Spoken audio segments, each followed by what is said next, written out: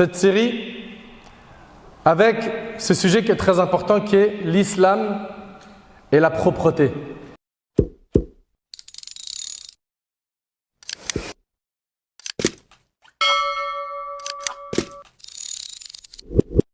Alhamdulillahi Rabbil Alamin, wa l'aqibatu lil muttaqin wa la udwana illa ala adh-dhalimin, wa ashhadu an la ilaha illa Allah wahdahu la sharika lah, ولي الصالحين وأشهد أن محمدًا عبده ورسوله وصفيه من خلقه وخليله سيد الأولين والآخرين اللهم صل عليه وعلى آله وصحبه ومن اتبعهم بإحسان إلى يوم الدين أما بعد. Mes chers frères et sœurs, on continue toujours notre série Qu'est-ce que l'islam? On a vu ensemble sur ce minbar plus d'une facette de ce que représente notre magnifique religion. On a vu l'islam et la justice, l'islam et la beauté, l'islam et le comportement avec les enfants, avec les personnes âgées, avec les femmes, avec les animaux. Par la grâce d'Allah, on a vu pas mal d'enseignements de notre religion. Et aujourd'hui, avec l'aide d'Allah, on continue cette série avec ce sujet qui est très important, qui est l'islam et la propreté. Et quand on parle de la propreté, on parle ici de la propreté du corps, mais également de l'environnement qui nous entoure. Et pour ce qui est de l'environnement, Inch'Allah, il y aura une khutbah de Jumu'ah complète sur l'islam et l'environnement. Parce que les gens, quand ils parlent d'écologie, quand ils parlent d'environnement, des problèmes de notre environnement, ils pensent que notre religion n'en a pas parlé. Alors que notre religion, depuis 14 siècles, nous a déjà expliqué comment est-ce qu'on devait se comporter sur terre, comment est-ce qu'on doit respecter l'environnement dans lequel nous nous trouvons. Mes chers frères et sœurs, aujourd'hui on parle de l'islam et la propreté. Allah tabaraka wa ta'ala, il nous dit dans le Coran, Inna Allah yuhibbu at-tawabin wa yuhibbu al-mutatahhirin. Allah aime, écoutez bien s'il vous plaît, Allah aime ceux qui se repentent et il aime ceux qui se purifient. Qui se purifient, qui sont donc quoi? Propres. Et la purification, ça fait partie de la foi du musulman. Le prophète sallallahu alayhi wa sallam a dit la purification est la moitié de la foi. Et c'est rapporté par l'imam muslim. Mais il faut méditer sur tous ces textes. C'est donc un moyen de se rapprocher d'Allah, le fait de se purifier par les ablutions, par le ghusl, les grandes ablutions. Comprenez qu'être propre, c'est quelque chose qui nous est demandé dans notre religion, à tout moment et dans tous les endroits. Et pour ce qui est de la prière, vous le savez très bien qu'il s'agit du pilier le plus important de notre religion après l'attestation de foi. On n'a pas le droit de prier sans être en état de purification. D'après Ibn Umar radiyallahu anhuma, ce compagnon, il rapporte que le prophète sallallahu alayhi wa sallam a dit une prière sans purification n'est pas acceptée, du même qu'une aumône avec de l'argent volé rapporté par Muslim.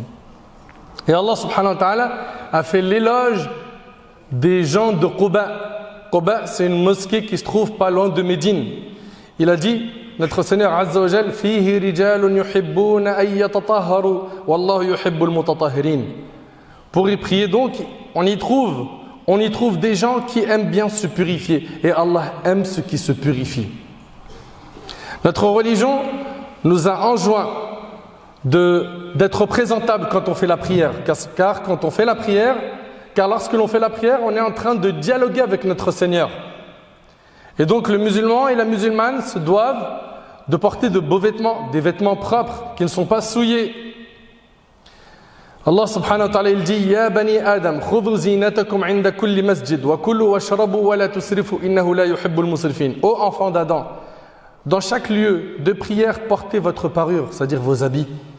Et mangez et buvez et ne commettez pas d'excès, car il n'aime pas ceux qui commettent des excès. Donc il nous est demandé de porter des vêtements qui couvrent notre nudité, des vêtements propres quand on fait la prière.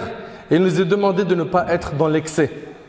De ne pas être dans l'excès. Notre religion nous demande toujours d'être dans le juste milieu. Et ce point, on l'abordera plus tard dans un discours complet, Inch'Allah. Parmi les choses qui montrent l'importance de la propreté dans notre religion, il y a Sunan al-Fitra, qui sont ignorés par un grand nombre de musulmans et de musulmanes. D'après Ibn Umar, radiallahu anhuma, le prophète a dit 5 choses font partie de la fitra, c'est-à-dire de la nature saine. 1. Écoutez bien, raser les poils pubiens. Raser les poils pubien.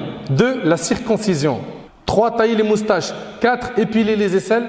Et pour terminer, couper les ongles. Et c'est rapporté par Muslim.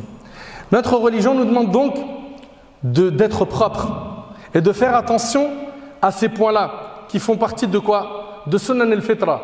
C'est-à-dire quoi? C'est-à-dire des sunnas, des traditions qui nous ont été dictées par le prophète que l'on se doit d'appliquer. Et il y a un point qui mérite une clarification, c'est que certains pensent que c'est tous les 40 jours qu'on doit faire ça. Certains musulmans pensent là parce qu'ils ont lu un texte qui a été mal compris. Le moment convenable pour le rasage est régularisé selon la longueur des poils et selon la nécessité. Ta moustache, elle commence à dépasser la lèvre supérieure, ben tu tailles la moustache. Les poils pubiens, les poils des aisselles, pareil, il est demandé que régulièrement le musulman et la musulmane se nettoient. Pourquoi? Pour toujours rester propre. Quant au hadith, le texte prophétique rapporté par l'imam Muslim, que le compagnon Anas radhiyallahu anhu avait dit, écoute attentivement ce texte qui était mal compris. Le prophète sallallahu alayhi wa sallam nous a fixé de ne pas dépasser 40 jours pour se raser la moustache, se couper les ongles, s'épiler les aisselles et se raser le pubis. Sa signification est qu'il ne faut pas laisser ses poils pousser jusqu'à dépasser les 40 jours. Et non pas que le temps de rasage soit fixé chaque 40 jours. Mais t'imagines, chaque 40 jours, tu touches à ta moustache, c'est plus une moustache. Et pareil pour les poils des aisselles et les poils pubiens. Et aussi se couper les ongles, ça fait partie de la sunna. Et ce qui nous étonne, c'est qu'aujourd'hui, certaines de nos sœurs font l'inverse de ce qui est demandé dans nos textes. Nous, il nous a demandé de nous couper les ongles. Il dépasse la peau, tu coupes les ongles. Il y a des sœurs qui vont acheter des faux ongles. C'est pas elle coupe ses ongles, c'est elle rajoute des faux. Mais non, mes sœurs, c'est pas ce qui nous est demandé en islam. Donc notre religion nous demande d'être tout le temps propre. Subhanallah, surveillez un petit peu nos textes. Regardez, analysons nos textes. Notre religion nous impose obligatoirement de prendre une douche, de se laver le corps après avoir eu un rapport intime, ou après un rêve érotique, ou après qu'une femme ait fini son cycle menstruel, ou après les lochis. C'est obligatoire. On y voit ici l'importance de la propreté dans notre religion. Et la religion va recommander certains ghusl, donc certains lavages, qui sont liés à quoi? À ce rassemblement du vendredi. Vous le savez qu'il est recommandé chaque vendredi de prendre une douche. Est-ce que ça veut dire qu'il est recommandé qu'une seule fois par semaine? Non. À partir du moment où le musulman fait des efforts physiques qui nécessitent de faire une douche, il n'attend pas chaque semaine. S'il doit en faire une tous les jours, il en fait une tous les jours. Ok? Mais c'est très important d'être quoi? D'être propre, car cela fait partie de notre religion. Notre religion insiste sur le fait d'avoir une bonne haleine. À l'époque du prophète alayhi salatu wassalam, ce qu'ils utilisaient, c'était le siwak. Vous savez ce que c'est, hein? C'est le petit bout de bâton de bois avec lequel ils se curaient les dents. Le prophète alayhi salatu wassalam l'a utilisé et les compagnons également. Et donc il est recommandé de l'utiliser avant les ablutions, avant la prière, quand on se réveille du sommeil, quand la bouche change d'odeur. Ok? D'après Abu Hurayra radhiyallahu anhu, le prophète a dit: si je ne craignais pas de mettre les croyants dans la gêne, et dans une autre version de Zuhair, ma communauté dans la gêne, je leur aurais ordonné le siwak à chaque prière rapportée par l'imam Muslim. Notre religion insiste donc sur la propreté, sur la purification. Et d'ailleurs, cette purification-là sera une grande valeur ajoutée pour nous le jour du jugement. D'après Abu Hurayra radhiyallahu anhu, le prophète a dit: certes, les membres de ma communauté vont venir le jour du jugement avec des traces brillantes dues aux ablutions rapportées par l'imam Muslim. Et c'est avec ces traces des ablutions que le prophète va reconnaître les membres de sa communauté. Et le musulman, il est soucieux de faire ses ablutions régulièrement. Régulièrement. Donc regarde notre religion. Elle nous invite à faire les ablutions pour nos 5 prières. Si tu les fais 5 fois par jour, imagine-toi, 5 fois tu te lèves le visage. Ça c'est le minimum. Après ça se trouve que tu vas prendre une douche. 5 fois tu vas te laver les mains, les bras, les pieds. 5 fois par jour. Également, elle nous ordonne de nous doucher dans les cas de figure que l'on a évoqués. Et dans certains cas, c'est recommandé. Et la religion insiste sur Sunan al-Fitra. Quand tu regardes un peu les textes en ayant une vue d'ensemble, tu t'aperçois que la religion insiste énormément sur quoi? Sur la propreté. D'après Jabir ibn Abdullah, le prophète est venu nous rendre visite dans notre demeure. Il avait un homme avec les cheveux pleins de poussière et ébouriffés. Et il a dit, celui-ci n'a-t-il rien trouvé pour arranger ses cheveux? Coiffe tes cheveux. T'es musulman, t'es présentable, t'es propre. Tu coiffes tes cheveux, tu sens bon. Celui-ci n'a-t-il rien trouvé pour arranger ses cheveux? Et il avait un autre homme qui portait des habits sales. Et il a dit, celui-ci n'a-t-il pas trouvé de l'eau pour nettoyer son habit? Rapporté par l'imam Abu Daoud et d'autres. La propreté est donc une responsabilité individuelle et également collective. Notre religion insiste sur le fait de préserver l'environnement. Les endroits dans lesquels on se trouve, que ce soit l'école dans laquelle tu étudies, l'université dans laquelle tu te trouves, ou bien la société dans laquelle tu travailles, tu te dois de préserver l'environnement dans lequel tu te trouves. Ça fait partie des comportements de l'islam, ça fait partie de la foi. Selon Abu Hurayra, le prophète a dit, la foi comporte un peu plus de 70 ou 60 branches. La plus noble en est l'affirmation qu'il n'y a de Dieu que Dieu. Et la plus infime est l'action de retirer de la route ce qui peut nuire aux passants. Ça, c'est le minimum de la foi. C'est de retirer ce qui nuit aux passants. Et ça c'est le minimum de la foi.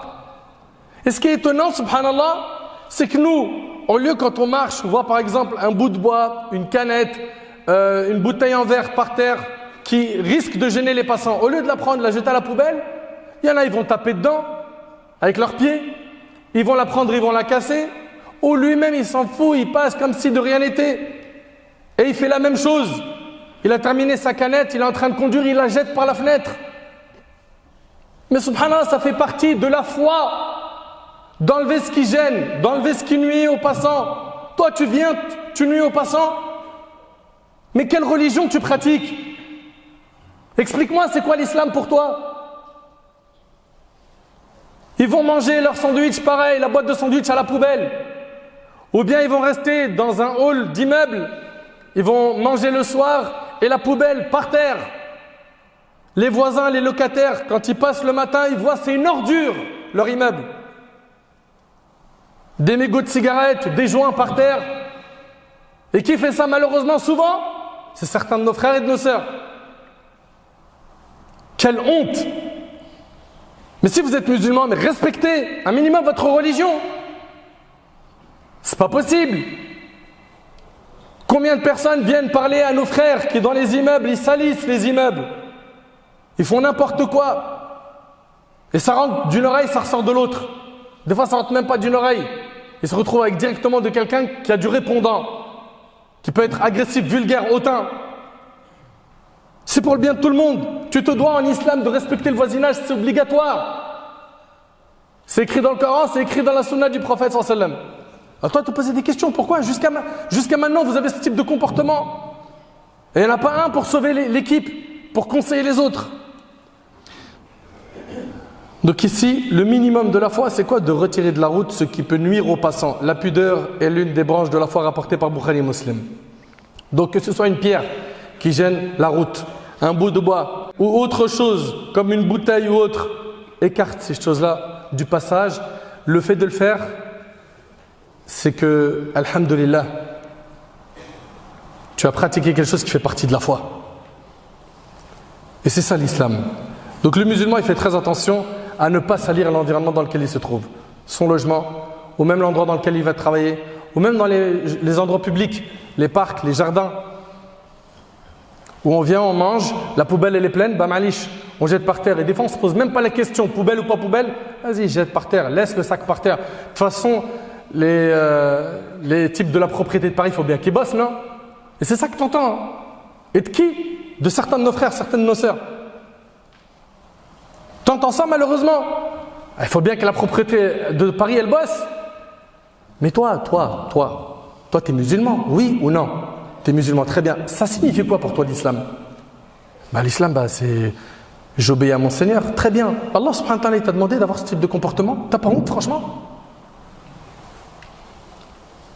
Donc les voisins qui se plaignent de ces poubelles qui sont jetées un peu partout, les immeubles qui sont salis, les poubelles qui des fois sont vides et au lieu de jeter dans la poubelle, on jette à côté, on jette à quelques mètres. Le musulman il se doit donc d'être respectueux de tous ces points-là. Abu Dharr radiallahu anhu relate que le prophète sallallahu alayhi wa sallam a dit: on m'a présenté les actes de ma communauté, les bons comme les mauvais. J'ai constaté que l'une des belles œuvres de la communauté du prophète sallallahu alayhi wa sallam était le fait d'ôter du chemin les choses nuisibles. Ça fait partie des choses belles que le prophète il a constatées de sa communauté. Subhanallah, c'est rapporté par Muslim. Subhanallah, tellement la propreté est importante, le prophète quand il a appris qu'un homme ou une femme, donc il y a les deux versions dans le récit du prophète, alayhi salam, nettoyait la mosquée et cette personne-là décéda. Puis après, on l'a enterré sans en informer le prophète sallallahu alayhi wa sallam. Pourquoi? Parce que ça a été fait tardivement et il ne voulait pas réveiller le prophète sallallahu alayhi wa sallam. Le prophète, quand il a appris ça, il est parti prier sur cette personne, sur sa tombe, la prière de l'janaza, la prière mortuaire. Pourquoi? C'était une personne qui avait de la valeur aux yeux du prophète sallallahu alayhi wa sallam. C'était quoi ce qu'elle faisait? Elle nettoyait la mosquée. C'était quelqu'un de propre. Et le prophète sallallahu alayhi wa sallam, dans le hadith d'Abi Hurayra qui est rapporté par Muslim, a dit: ne soyez pas maudits comme ces deux personnes. Maudit, c'est-à-dire être chassé de la miséricorde d'Allah. Les compagnons dirent au messager d'Allah: quelles sont les choses qui provoquent la malédiction? Le prophète sallallahu alayhi wa sallam a dit: celui qui satisfait ses besoins sur le chemin. Il fait ses besoins sur la voie publique. Ah, vas-y, la flemme. Aller chercher des toilettes à cette heure-ci. Vas-y, c'est pas grave. Il va, hop, devant un mur, devant les gens, ça ne le dérange pas. Maudit. Ils dirent au messager d'Allah: quelles sont les choses qui provoquent la malédiction? Le prophète m'a dit: celui qui satisfait ses besoins sur le chemin, donc sur la voie publique, ou sous l'ombre des arbres, rapporté par Muslim. L'ombre des arbres, il y a des gens justement qui vont aller chercher de l'ombre dans ces endroits-là. Et la voie publique, c'est un endroit de passage. Vous voyez à quel point l'islam respecte l'environnement dans lequel on se trouve.